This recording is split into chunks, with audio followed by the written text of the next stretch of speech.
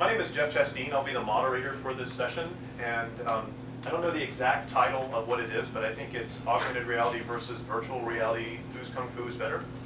That's close enough. That's something along the lines.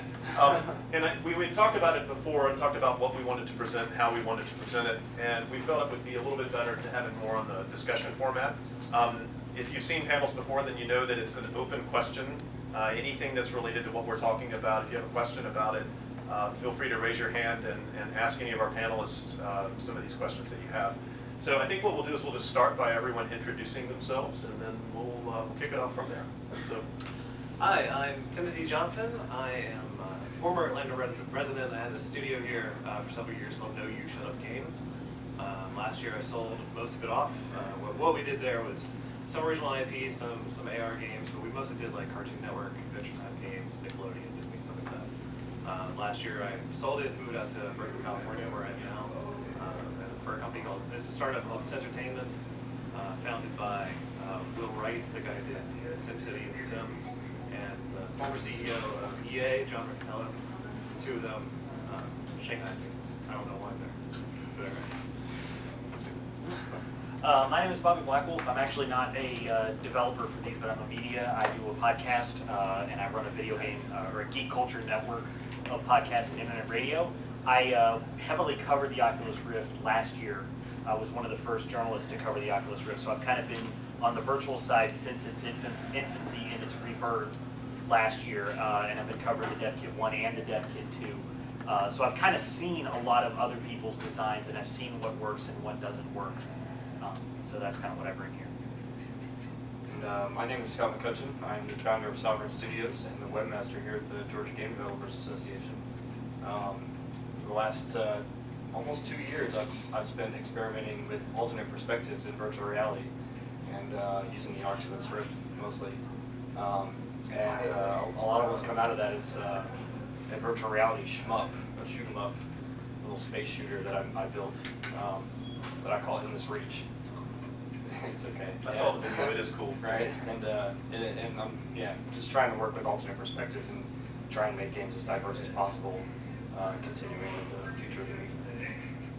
And I'm Jeff Chasteen.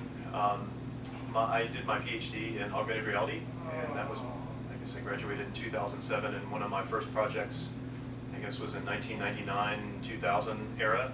So it's interesting to see how augmented reality has changed in the platforms that it's being pushed onto. Probably my first project was in touring with Duran Duran. If anybody remembers them, the rock band Duran Duran, and they wanted to be the first band to use augmented reality, and so they were kind of borderline on how they did it. But I can talk about that later if we run out of things to talk about. So I guess at this point we'll open it up for any kinds of discussion or any questions that you might have. The main topic that we're supposed to be talking about and what the differences are between augmented reality and virtual reality. So are there any questions out there? Because if not, I'll start asking generic questions that might trigger questions. So how would one delineate virtual reality versus augmented reality? Okay, well, the way that I look at it is virtual reality takes over your senses, and augmented reality goes on top of your existing senses.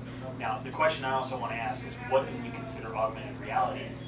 Is it just things like face radars on the 3DS where you're looking around and it's putting objects over you?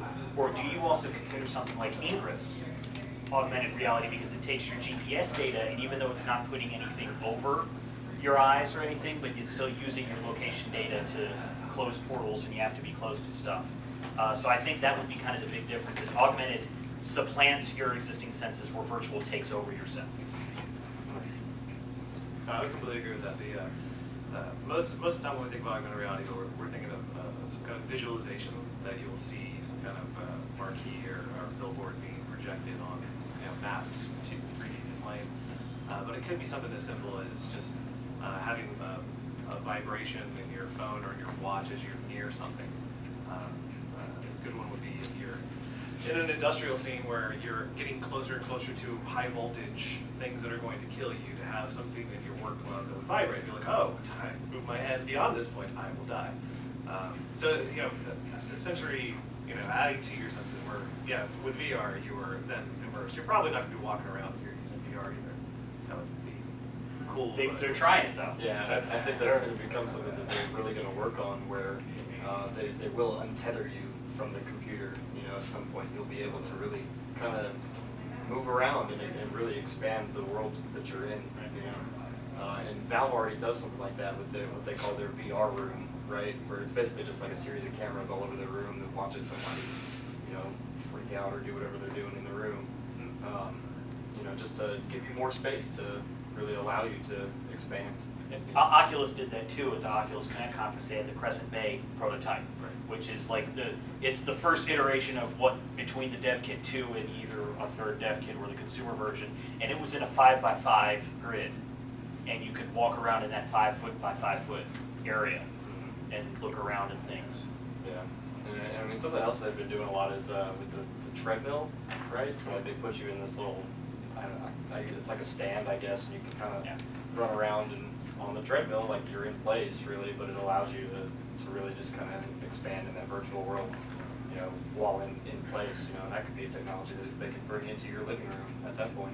I see the Omni being something that would be very, very useful, but I see if you're in a 5x5 room with absolutely no vision to the real room, that's just key for shenanigans, right? Someone's going to trip you. You're going to have a cat's going to jump in front of you. So that sounds awful. I think I look at the differences between the two in terms of maybe the development piece, because in augmented reality, there is some overlap between it clearly, and you have tracking requirements and everything else, but in augmented reality, the tracking requirements are so strict. You can be a little bit sloppy in virtual reality because you can, if things don't line up and you're not exactly tracking the user's viewpoint, who cares? You're a little bit off, but you're really not going to notice that, at least from the user's experience. Whereas in augmented reality, if I point over and I'm looking at this bottle and I'm even an inch off, then the user experience is really just starting to tank. And so tracking to me is one of the keys, and then the display technology as well. Those two, to me, are really where we start to differentiate between the VR and the AR aspects of that. I think the key thing there was really about creating presence, right? Which is what both technologies are kind of about, but augmented reality doesn't need to create presence because you already have presence by just sitting here in the room. You know, you're already present. Virtual reality, when it replaces that world around you, it has to recreate all of that presence. You know, so it has to, you know, you run by different rules while you're in there. So a lot of that, you know, can be, is I think why virtual reality hasn't really gone as far, been as successful as some of the augmented reality technologies, simply because they have a difficult time recreating presence like we experience it now. Yeah, in augmented reality, you can look down and see your body. In virtual reality, somebody has to make your body for you and put it in there. And like a lot like the earlier roller coaster ones, people would look down, they're like, I don't have a body. You know, and so that kind of takes them out of it. So there were some other roller coaster experiences where they did put a body, and they're like, oh, I have skinny legs now. Okay, so you know, it's kind of hard to do that. That's kind of the hurdle that you have to have with virtual that you don't really need with augmented. When I first got the Rift, the very first thing that happened was I put it on. I was like, oh, look at the Tuscany demo that came out with it, and I'm looking at it, and I'm like, that's amazing. Couldn't find my keyboard whatsoever. And then it was like, okay, well, where's my controller? I was like, oh, looking. And then I got in a half state where you kind of leave a little bit of room so you can find your hands. And I'm pretty sure I was going to vomit. Right. So, just a fun story to tell. I don't have a point with that. Yeah, that's something that interests me a lot, is actually how to control in virtual reality or even augmented reality. Like how do you interact with you know, these virtual objects, you know, and that's something that's obviously very difficult. Like no one's really solved it yet as to like the perfect input that's universal for everybody. You know, I use a 360 controller for most of my games, which just because it's there, it's the most accessible, you know, gamepad out there that most people will have. And it's definitely not the best input, you know, but if we had a way to, you know, maybe it's like haptic feedback gloves, or, you know, just some type of motion tracking or something that allows you to really reach out and grab a virtual object, you know, and truly interact with it the same way we interact with things in the real world. But until we get there, I mean, the technology is just not here. And we're thinking Oculus is working on some kind of input device and stuff, because they're going to need something before the consumer version, some type of standard input that developers can, and I mean the STEM system's coming out, which is the sequel to the Razer Hydra, which are these, they both look like Wii nunchucks, but then there's a base over here and it actually tracks in 3D position your hands and stuff. And the Razer Hydra is buggy. I hate using it. Actually, it's the reverse. The Hydra, Does that it? center thing emits an Okay, electromagnetic field yeah. that the things are. Shows how much I've used it. Science. Well, we knew Facebook just bought Oculus, and I guess the thinking was, it's like, yeah, I can see why they may want to use that, but what are your thoughts on why Facebook might have just truly just investment, or how would they start to utilize that with Facebook? Okay, Zuckerberg thought it was cool. Yeah. That's the That's basis pretty much- of it. And a lot of people don't believe that, but he honestly thought it was cool, and frankly, Oculus was not going to survive.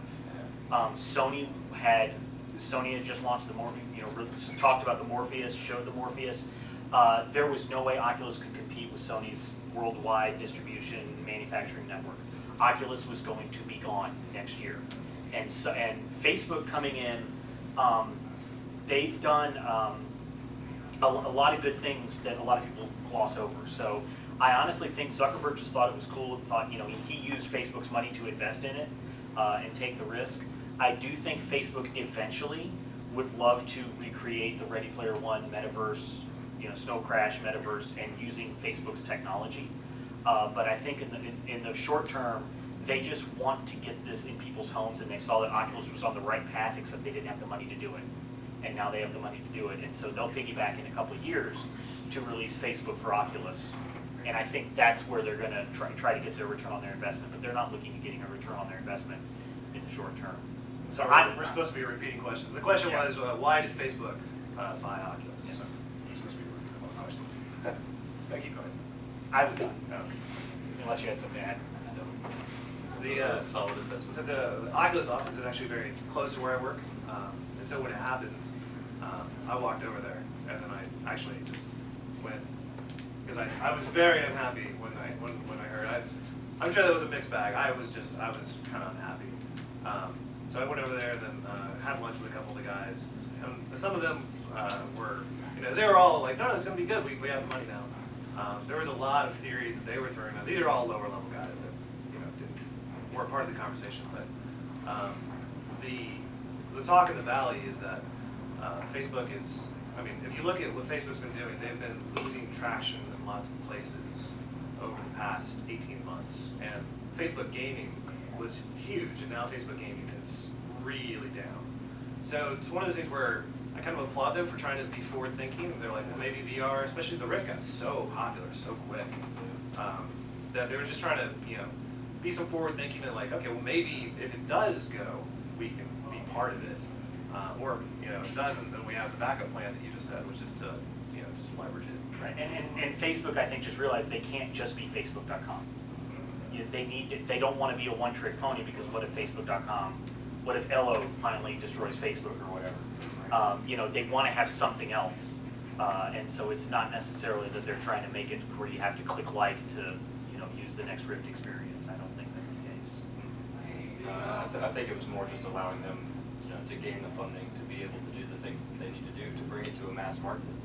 Facebook has such a large user base. I don't even know the number on it, but it's got to be close to 1 billion, maybe more, right? I don't know. But just to be able to push that device to that many users and have the funding to do it now. Facebook is valued at something like 54 billion, I think last I looked at. So a $2 billion buyout with an extra 54 billion behind you to back it, to bring it to market, that's a lot. It allows you to hire people like John Carmack and Michael Abrash, smartest people on the planet for programming, one of them. So. And one of the things I do hear a lot, that I heard especially early on, is, people would say Facebook has, they have a history of closed source, and they're going to close the source, and it's, the SDK is closed source, and they're closed hardware. They have a history of this, and I'm like, really? And so They really don't. And I investigated this, because I was like, okay, fine, I'm going to find this. I found their GitHub repository for Facebook. Okay, they run the largest website written in PHP, which a lot of people don't like PHP, but the fact is they run the largest successful website running PHP. They have like over 100 GitHub repositories, open source under the Apache license, of all the auxiliary stuff that they made for their website. And things that make it run, and a lot of other people use it, and then other contributors have gone in and contributed it, and it's gone, had a life of its own. And in terms of hardware, they are running the Open Compute project, which is an open sourced hardware. It's a data center that's all open source, all the switches, all the network racks, all that stuff, it's all open source. Facebook's running that. So they actually have this huge library of open source hardware and software, and everybody's like, they've got such a history of closed source and they're gonna kill Oculus. I'm like, but they didn't before. Why are they going to do that now? Yeah, I think that's just misinformation Yeah. from a lot of people. Yeah. It's like you hear the stories, it doesn't matter if they're true, the fact is you hear them. Yeah. And that's all that matters to some people. And I have a quick question to interject, because it seems like most of the questions that are coming and most of the discussion is oriented around the Oculus Rift. So you guys have probably been in VR long enough to see that there's always these peaks and there's hype that's associated with it, and saying this is finally the time for VR to make its way into the average user's hands. Do you think we're at that point right now? I know they did that. There was a big similar social reaction in like the early '90s, like '93 when they did that. And then the Virtual Boy came out and it was massively unsuccessful. VFX1. Right. Yeah, all that good stuff. Dactyl Nightmare. Yeah. Anybody remember Dactyl Nightmare? But I think the recent advances we've made in mobile technology have truly begun to make this possible, where we can actually achieve presence in a virtual world. I still don't think it's there yet, I think it'll be another 5 years maybe, but I mean, we'll get a consumer version, an early version next year, real quick. If not sooner, it'll be this year maybe. And in the sense of augmented reality, it's already in the consumer's hands. Both the 3DS and the Vita came with little AR cards. But it was mostly, and the thing that's kind of holding AR back a little tiny bit maybe, or it's probably getting better now, is that it does seem more like a gimmick. Go put this card down here, Mario is now a 3D thing, and you can look around, or you can do the Face Raiders game where you're shooting your friend's face on the 3DS. And so that's what a lot of people see the augmented reality is. That's why I brought up, do we consider Ingress an AR game? Because that's getting, Google bought Ingress, and a lot of people are playing that, and that's, I consider that AR, even though it's not overlapping your vision, but it's because it's using your GPS, and you have to work together and go places to close portals and things like that. What have you seen in terms of like AR's acceptance, or? Well, so I'm in the chair of Augmented World Expo, and I was one of the judges for the Audio Awards, and I got to see a lot of really interesting things. The thing is, though, the biggest player in augmented reality right now is DAQRI, and they are completely commercial. They are trying to get augmented technology into the commercial industrial space. And so they've got really amazing, impressive demos where they have this like HVAC mechanical compressor unit that they have all tagged up. And then they use their own headset. They're using a headset they built themselves. And you can look around and it's got the instructions on how to repair it. It's got the instructions on what is busted inside it. It's pretty interesting. And they've got wonderful tech demos of this stuff. But then when you actually like, hey, can I go play with that right now? They're like, well, you can, but unless you're not under lab circumstances, it's a pretty buggy, jumpy experience. I've been burned so many times by virtual reality. I've fallen in and out of love with it. Like in the 90s, the Lawnmower Man. I mean, and then it even made its way into Jurassic Park. There's a scene where there's a guy with a VR headset and gloves manipulating DNA. And hackers. Oh, Unix. I know Unix. Yeah. So it comes down to our tech is getting better. Things are getting much more accessible and we're doing it. But I think one of the bigger things we need to figure out is it something that we actually want, or is it something that's actually useful? I'll give you another example of a technology that we all dreamed about, which was just a video phone call. We dreamed about that for years. Demolition Man even had a naked girl call him as a wrong number. Like it was just like, this is the future. And then we got it. And we got it in the early 2000s. And Google Video Chat, and then Skype, obviously, and all these things that can do it. Now, how often do you literally use that? I use it a little bit more because I travel sometimes. I want to see my kids and things like that. But if I'm on a phone call, normally I don't even call them. I text them because I don't like talking on the phone. It's just one of those things where it's like, is VR, now that we can do it, and it is cool and it's here, is it what we really want? I want to just interject like 30 seconds. If you get a chance, it ties into this. Look for the 1992 ad campaign by AT&T narrated by Tom Selleck, that you will. Yeah. Like 95% of that all came true. They're like, what if you could choose, watch any movie you wanted right then? And it, it shows, and like, what if you could send a fax from the beach and stuff? Like, all of it's true except for the end, and the company that brings it to you is AT&T. That's how they all, that's the part that's not true, but everything else we have now. So just go look those up. It's really neat. Well, with other technologies that, I don't know, we purchased an emotive headset a few years back, and we tested it out. It's been a little bit buggy, and we're trying to, it really led us to think, well, gosh, if this technology starts to really go forward, that might be some kind of component that would help with a virtual environment, because then that would kind of release the restrictions of your space, your controls. But do you guys have any, comments about that type of technology, or where that might be going in conjunction with virtual reality? Could you repeat the question? It's about the emotive Yeah, headset, right? yeah. So the question is, I'm sorry, trying to repeat it to the microphone here. So the question is, How does the technology such as the emotive headset have an impact on virtual reality? Okay, Or so do you does think it emotive headset have, technology like that have an impact on virtual reality? Okay. What do you guys think? I guess I could comment on that. A student of mine researched the emotive headset, and it's one of these things, and it actually kind of all ties together, in my opinion. You've got technologies that are coming out kind of left and right. For example, the Kinect. Look at the Kinect, or look at AR or VR, the Rift, or any of the stuff that's coming out. And the overarching problem is that there's a barrier, there's a cost associated with using that technology. And you have to have an application overcome that cost. Is it really worth it to put this giant Rift on my face, or to hold my phone up and stare around at the world for 15 minutes until I can't feel my arms anymore? So there's this cost that's associated with it. And with the emotive, it's even higher, because you've got to wet all the pads and you've got to do all of that kind of stuff. And then you've got to train the system to recognize what's going on. And so I went through that, and I was only partway successful. Yeah. So there's a user acceptance that's associated that I think is going to drive how this technology is used. And so with the VR, are we going to see VR in people's houses? Is there a reason to have VR? Can we get the same experience, or a close enough experience, just looking at this giant monitor and get the same information, or a close enough experience that I don't have to hook up all of these cords and everything? So I think with the emotive, there's certainly possibility there. And I don't think we've even seen the surface even remotely close to what this is going to be able to do in the future. But how are we going to interact with it? And I poll my students a lot, and it's changing every year. I say, everybody's seen The Matrix, and you've seen the scene where the guy jacks into the Matrix and sticks that giant needle up into your head. And I used to ask that right when The Matrix came out. I said, how many of you would do that? Nobody. Maybe one hand would go up.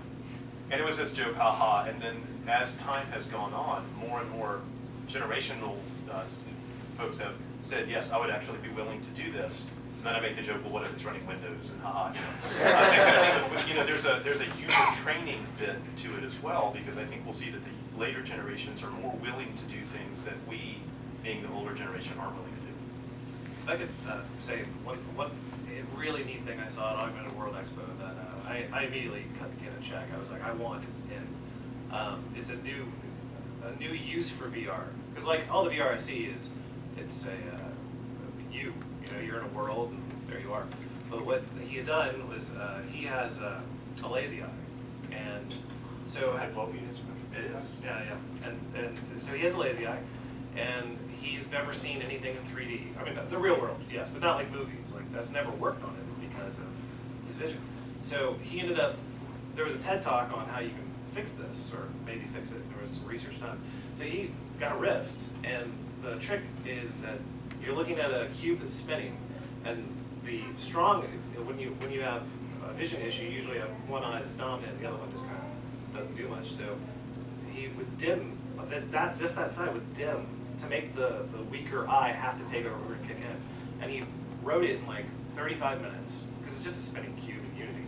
And he wrote it in like 35 minutes, and it was the first 3D object he'd ever seen. And that was, I was like, there we go. Now here's a use for VR, and it's Diplopia is the name of the company. He just came out of an accelerator with a startup. I went ahead and gave him, not much money. I don't have a lot, but I was like, here you go. You need money, and I went in.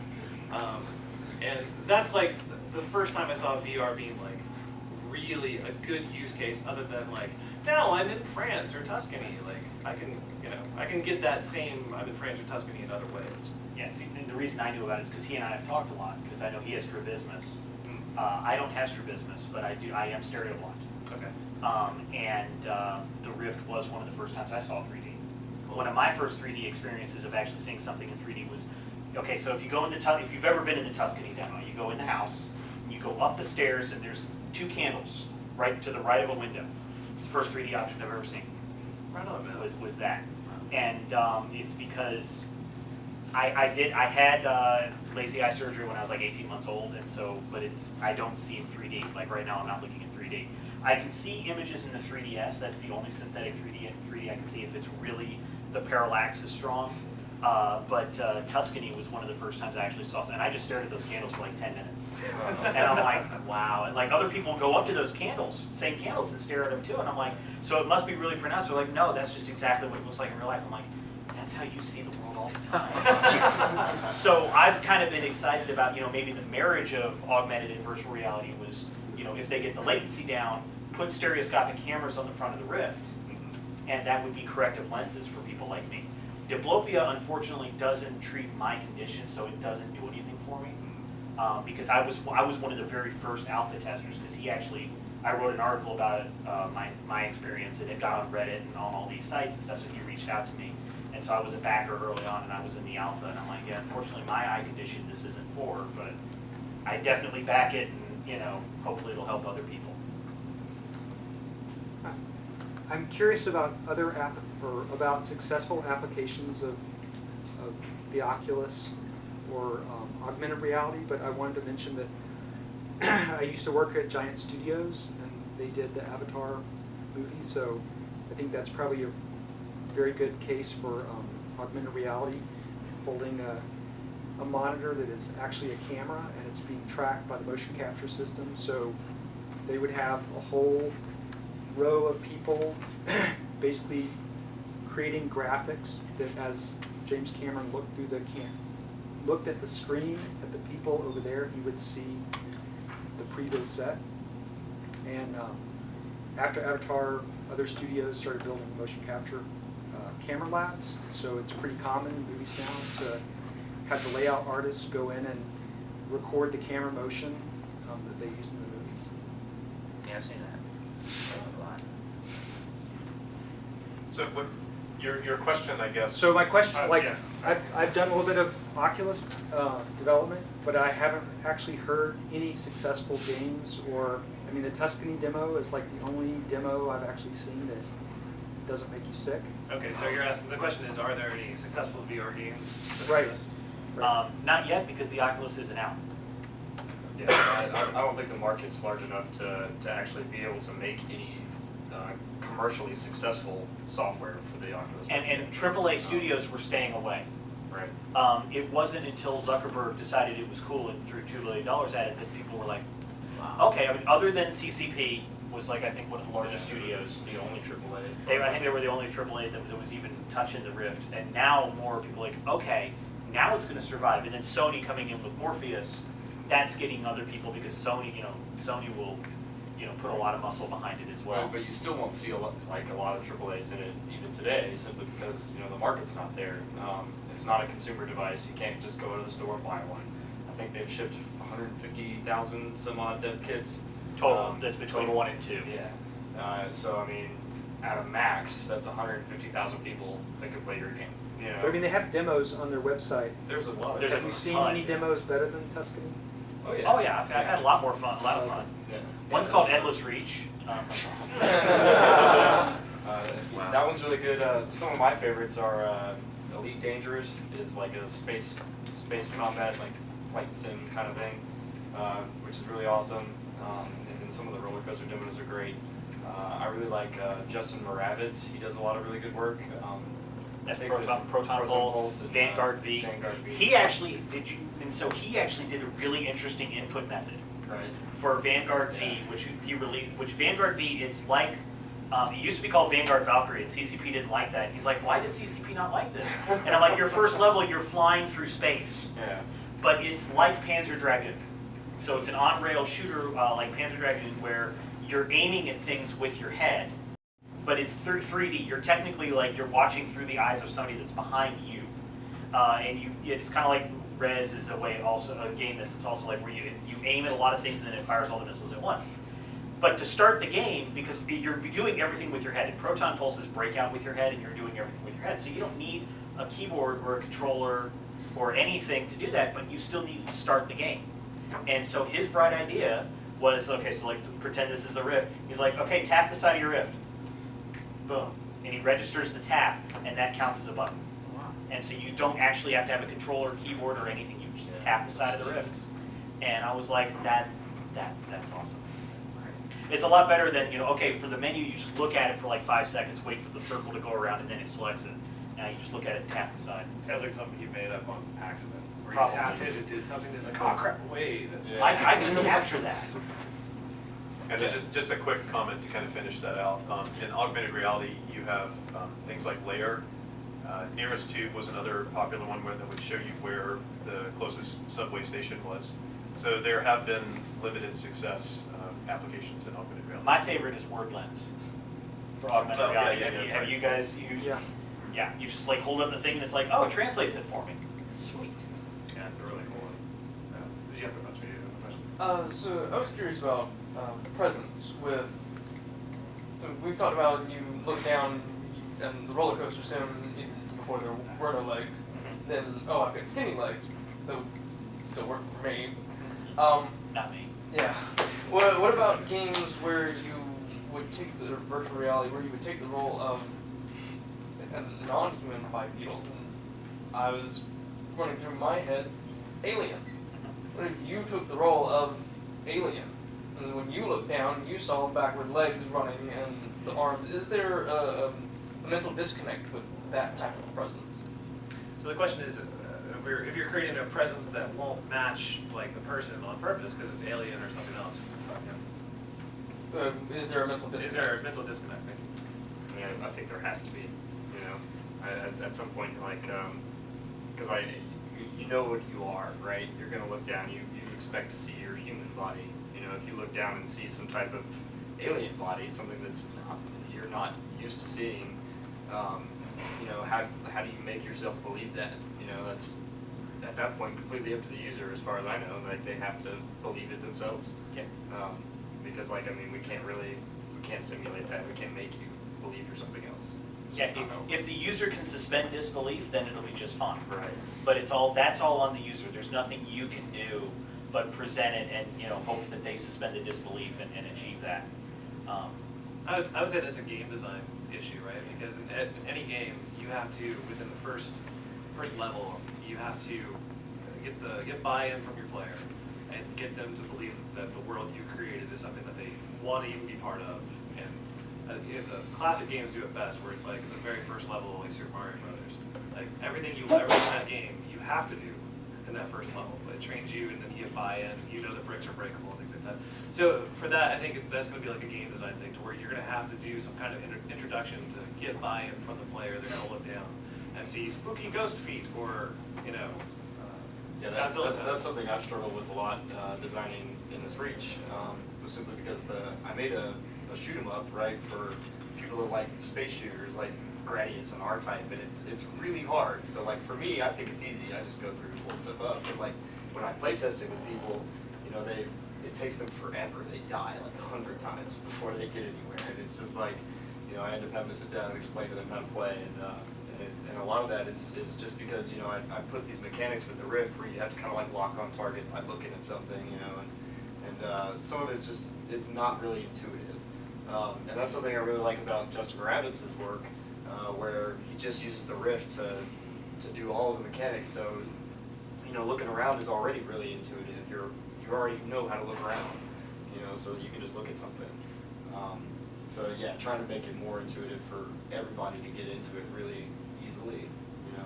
But Vanguard V also kind of messes with your head a little bit in the Right. same way, because the main character is a woman in there, and you're in this spacesuit. And I don't know if you remember, like in Metroid Prime, if like a light came up, you could see the reflection of Samus in the helmet, because you're technically inside a helmet. Well, you're technically inside a helmet in this, and you can actually see the reflection of the main character, and she's blinking every once in a while, and it's very faint. Yeah. But like you're Throws looking, me off, you're yeah. looking at a reflection of a woman. Her eyes are right there, and it's right where you would be. And so he does that a little bit too, and you just eventually get used to it and look through her and stuff. And one last tie-in, I think it ties in with proprioception, which is your sense of knowing where your hands are in virtual reality. So taking that from legs to actually arms, it'd be interesting to see, and I don't know what the answer is honestly, but if you changed the mechanics, like if you had stretchy arms or alien arms or whatever they would be, can users actually control that and make sense of where their hands are physically, but then cast into the virtual world as well? Yeah, and that's a difficult problem to solve. It's a, Just trying to reach out into the virtual world's already a difficult problem to solve. Since Sony announced their Morpheus headset, do you think that's a chance for Sony to be able to potentially revive the PlayStation Vita, since it's practically a dead piece of hardware? Okay, so the question was, will Morpheus save the Vita? No. I wouldn't say will, I say could. Good, no. Well put. Because it's for the PS4. So they're not going to integrate with the Vita? Now the Vita does have that like cross-play thing, I guess. Right. Where you could play kind of your PS4 game on your Vita, and I guess it'd be possible at some point where maybe they could have some type of Bluetooth headset that's a Sony capable device that could link to your Vita, and you use the Vita kind of like you use a controller now, but it syncs to your headset.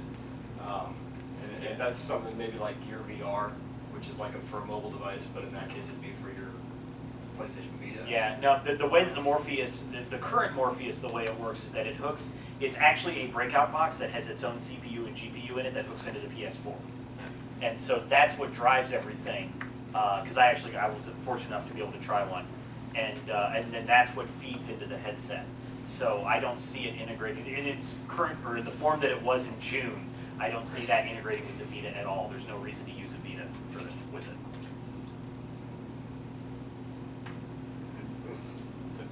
So I was wondering, what genres of game do you guys think would work well with virtual reality beyond the obvious, like horror works well, walking simulators work well?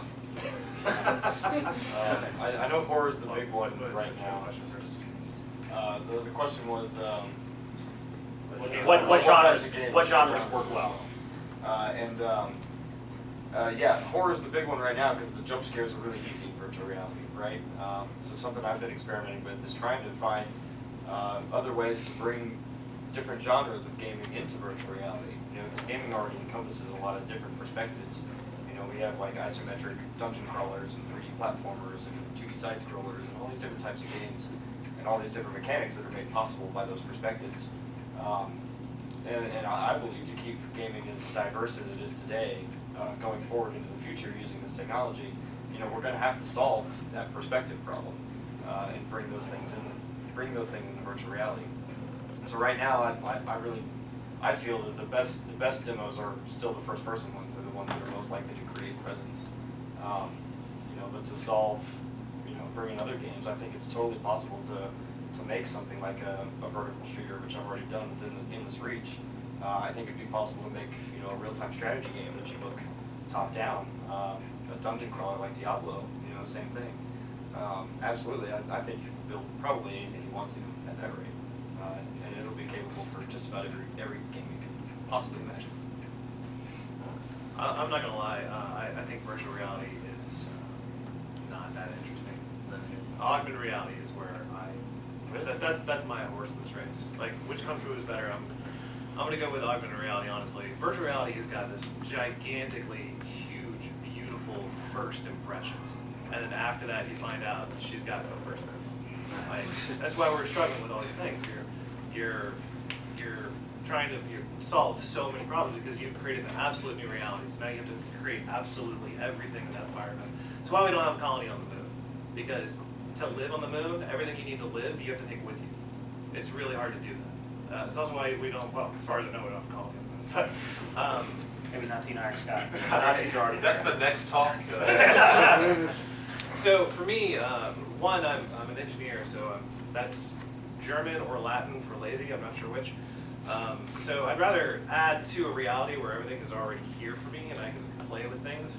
That's also why I kind of said earlier with augmented reality, the first thing you think of is a visualization, but it goes beyond that. It gets into, I'm a big fan of ARG games, and that requires no technology, this requires creativity. And then, this might date me a little, but I remember just seeing in the theater for the first time, let the Wookiee win. They were playing holographic chess. I want that. It was awesome. And that was, they didn't have to put on headsets. Can you imagine putting a Rift on a Wookiee? I've seen something similar with Cast AR, right? Where they basically project like the chess pieces and you can like pick them up. Yeah, absolutely. So you can do your projections, you can do your underlay maps. If you go to Vegas, I mean, they have like these AR demonstrations that are amazing. Obviously, it's to keep the kids busy while you're losing money at the table, but they'll have entire projected goldfish tanks or water tanks. You go, as you walk, it's sensing and doing ripples. They're doing that completely with projectors. So that's my dog in this race. I think augmented reality is the one that you can get more out of with less investments and more buy-in because it's less foreign. Right. And I think that goes back to not having to replace your presence. You don't have to rebuild it and recreate it in the virtual world. You don't have to do that with augmented reality technology. You're already present.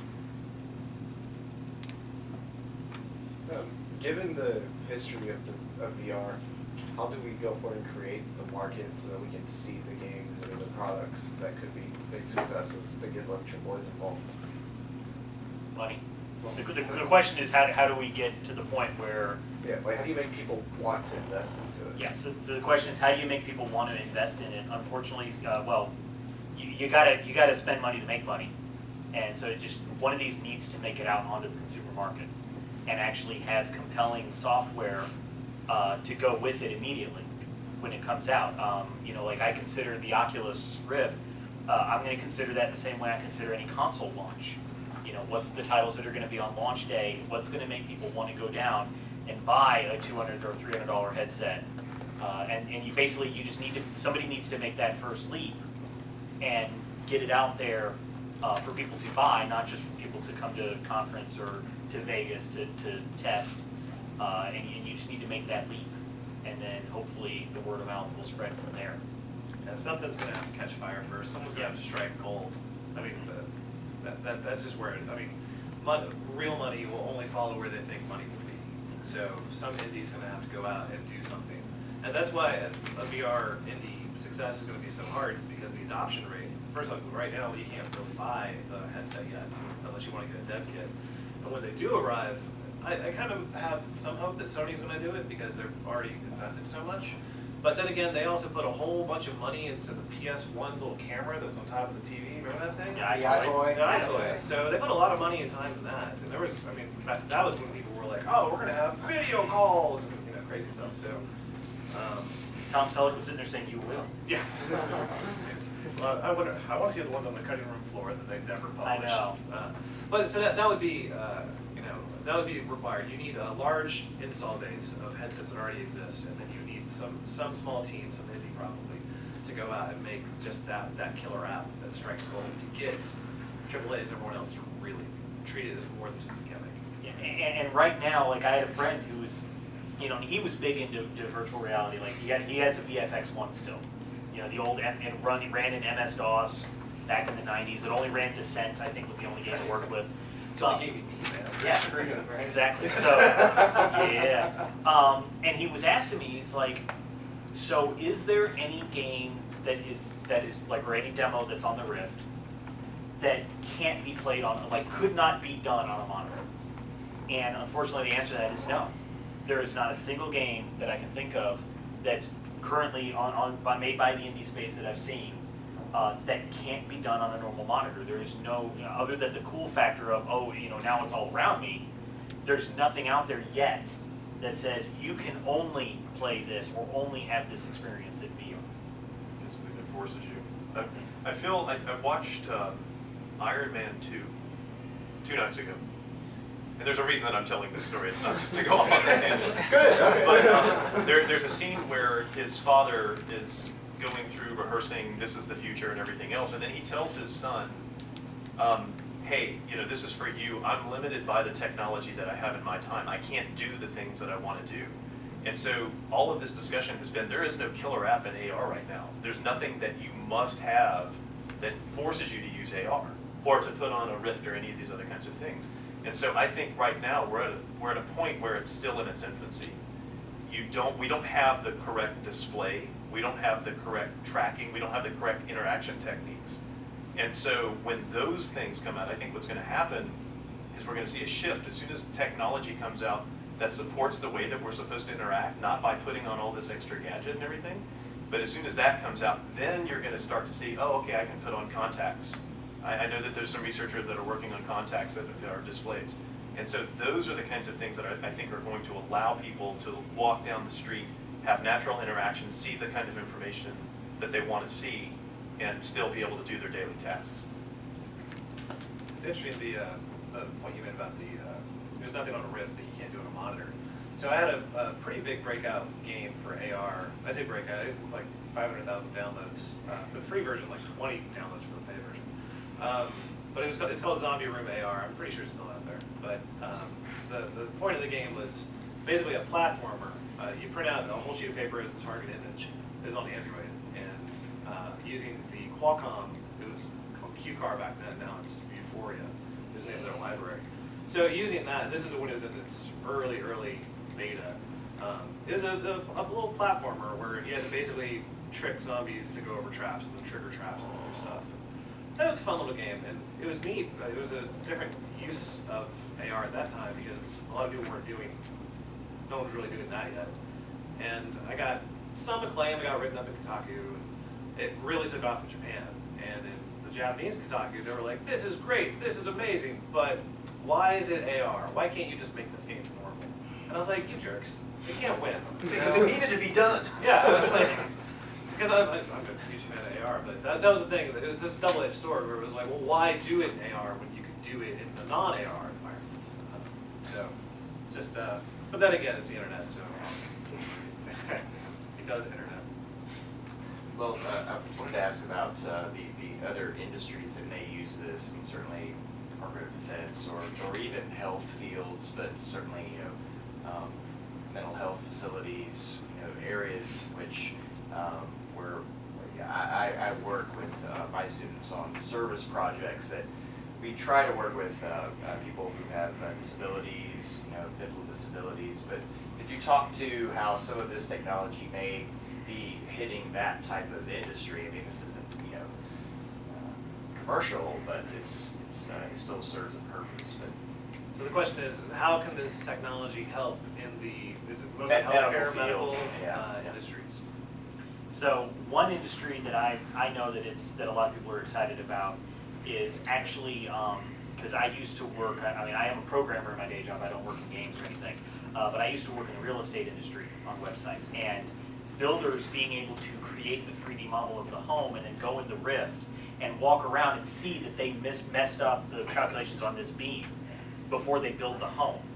That is, they're doing stuff like that, and then I know that like AR, a lot of people are using it. Like now my job, I actually work with, I don't know if the product, cloud computing product, a lot of people have used, and I had never heard of it, Salesforce, where they actually have this entire thing called Salesforce Wear, where they're actually exposing their API to things like Google Glass and other areas, and they actually just added the Oculus Rift like a couple weeks ago. I'm like, ooh, really?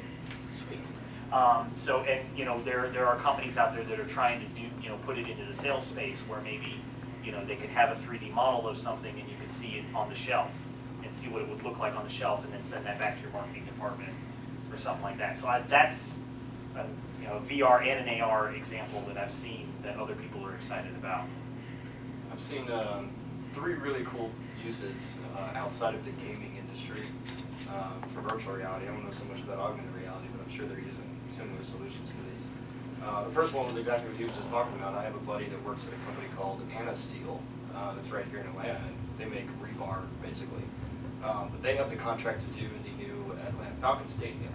So So one of the things that I was trying to convince them to do was to basically build this, because they're going to do it anyway. They're going to build the stadium as a 3D model first, and why couldn't they just add wrist support and allow you to wander around the stadium before they spend, you know, billions of dollars spending on building the stadium? So yeah, that's a perfect use for it. The second one that I've seen is something the Navy actually does. They use the Oculus Rift to pilot their submarines or something like that under their aircraft carriers. They launch a submarine and it's like a totally unmanned thing, and they've got some dude on their submarine who's just like floating around with the Rift, like piloting this little unmanned sub under that. So that's something that they're working on. So that could be, you know, end up kind of, you know, as far as defense goes, kind of crazy. The third one that I've seen is actually in the psychological field, where they started doing this thing where they're basically recording your brainwaves while you sleep. So they stick a bunch of electrodes on your head, and then you pass out. And what they did is they took like a focus group of like 10 people, right? And they showed them a picture of this guy, and people had to basically, and they told them go to bed, dream about this guy. And then they recorded their brainwaves as they slept, and they thought about this guy or dreamed about him or whatever. And then what they did is they used those brainwaves in aggregate, and then they rebuilt the image based on what all of these people saw, and they rebuilt that in 3D so you could watch it in virtual reality. And that's kind of like, at that point, it's kind of like recording your dream so that you can rewatch it when you wake up, kind of thing. And that's creepy. Yeah. You're gonna have dream hackers. Yeah. You know, so I mean, like, and that type of stuff is coming. It's very strange to see. And I mean, it's an early stage type use, of course. There's one group I got to meet. It's offshoot, but the same people that started the Doctors Without Borders NGO. And I think the title they have now is Physicians Without Boundaries. I don't know how it's not going to compete, but the short of it is that they're coming in to, instead of just sending doctors to where it's needed in countries that are maybe in conflict or whatever, now trying to, since cell phone adoption is near global, you know, in even like the most desolate places, is being able to do, especially pediatric checks where a doctor can, via these interfaces, actually get like a good exam of children and things like that. I saw they were playing with some AR markers to do things because with a video image and being across the world, they'll do things where they'll stick a marker on a kid's cheek, which will then do an image of like what certain scales are and what measurements are, so they can actually be exact. Especially when you're looking for any sort of neurological issue, like the eyes are the gateway to neurological issues. So it's really important to be exact on measurements of like how far away are things from each other. I don't know, I'm not doctors, I can't really speak to what they're really looking for, but that's really exciting for me, that I'm going to be able to, you know, very quickly be able to get top talent to be able to look at anyone, anywhere. I'd say one last follow-up on that is it's been one of the long-term dreams for a lot of AR researchers to integrate medical visualization. So you take CAT scans and ultrasounds and then embed them into the patient so that you can see, you know, where tumors are and such. But again, it goes back to tracking. You have to have very accurate tracking because you don't want to say, okay, cut here, and then, you know, an inch off could be fatal. How long do you think we're away from that technology actually helping us, you know, with tracking, if that's such a big issue? I mean, is that, what's your, I mean, is So the that question a is, guess? how long or how far Yeah. off are we technology-wise Yeah. to do that? So, Yeah. You want to take a stab at that? So as long as the economy holds, Yeah. so I'm going to say a while. It's a tricky thing because you have to know, a lot of the tracking technology is now pushing in on doing visual tracking, right? But it also requires, they've tried stereoscopy to acquire depth, but I think it's going to have to be a mixing of different technologies to be able to really do that. So it's easy enough to know where you are, I think, but then you really have to know what you're looking at, and that's going to require depth and sensing and knowing. I don't know how that's going to manifest, but I know it's going to have to be this mixing between technologies. There's a couple of hurdles that have to be met first. The first one is that for any of this to work, you want to do it in a machine that doesn't cost $40 million. So that there's some just sizing and cost issues that we have to get down, and then I think there's still some like physics issues they have to figure out of, because when we're trying to get depth from a 2D image, I know there's several different techniques, and I don't believe any of them are precise. So yeah, it's gonna be a while. I think we have time for one last question. So to piggyback on that, I mean, wouldn't you be asking the same question as how long until we get the holodeck? You know, I mean, this idea of maybe the Internet of Things where everything has sensors in it, everything has depth perception, and maybe you can ping off of stuff that gets your position data. And then you can say, oh, I can set up this virtual world inside of a room with just cameras and maybe stuff. And you can, just virtually place things in that room. So, So the question is, when are we getting the holodeck? Basically. isn't it at the same time? Well, you as mentioned- when you get the. You mentioned the Cast VR, if I'm thinking right, that's the one where you have glasses, but it has a projector. Right. So as you're looking around, it's projecting onto a reflective. So how long before we get the It has to have that capacity mat, to be able to do right? Yeah. You put the mat down and it'll project onto the mat. So what's kind of cool about, Has to be so more again, powerful what you camera. have is you have a curved screen, and you're wearing these glasses in a dark room, and it projects an image. And so everybody could be standing around looking at the same thing, sort of thing. Yeah. And I don't think we're too far off from that. We already kind of have technology that will do that, just not well. To get it to a point where it's consumer ready for everybody to do, I mean, that will take a long time. I think, I don't think we'll see that within 5 or 10 years. No, I mean, I've seen, somebody did, basically, it was using the Oculus Rift, hooked up to a laptop in a guy's backpack, but they also had a phone attached to the front of it. And they were in this long room, and they weren't using the phone to, feed you visual data, but they actually had the AR type of stuff on the walls to denote where the walls were, and that was the boundaries of the virtual world. So you could walk around the world, but it knew where the walls were in the house. And also they had tile, like every foot, they would have something on the ground as well to judge distance, so you could actually look around and it would know exactly where you were. There are people already working on that kind of stuff, and they actually did say this is based off the holodeck. But all the holodeck technology, that's more, you don't need to be wearing anything, it's projected on the walls, and then somehow it magically transports you over to the other side when you're about to hit the wall, so you can have the endless space. We're a while from Yeah, that. to get you untethered, I think Yeah. we're decades away from that. Yeah. And I just want to clarify, you don't want to touch things in the holodeck, do you? Well, that would be a totally different problem. to That solve. technology is far off. That's really far. That's creating actual physics material. Right. So yeah, that's turning energy into matter. I have seen a similar solution. It's basically a glove you wear that as you reach out into like a virtual world and you grab a virtual object, it kind of has like these actuators or something that can kind of push in on you and create tension or force.